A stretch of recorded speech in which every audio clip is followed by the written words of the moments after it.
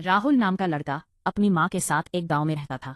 लेकिन एक दिन राहुल ने जायदाद के लालच में अपनी बूढ़ी माँ को धोखे से एक सुनसान रास्ते पर छोड़ दिया।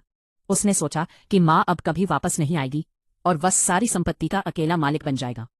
बेसहारा माँ को एक अनजान व्यक्ति ने सहारा दिया और अपने साथ ले गया। राहुल अपनी ऐश व आराम की जिंदगी में इतना अंधा हो गया कि उसे माँ की याद तक नहीं आई।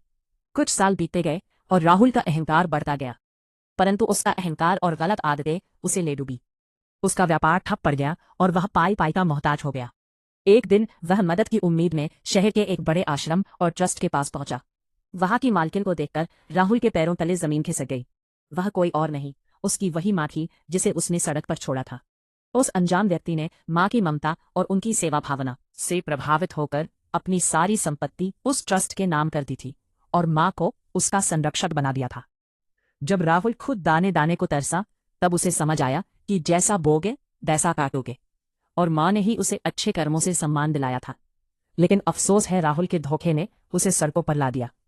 इसलिए इंसान अपने धन दौलत को खो सकता है, लेकिन उसके अच्छे कर्म कभी उसका साथ नहीं छोड़ते। बुराई चाहे जितनी बड़ी हो, अंत में जीत अच्छाई की ही होती है।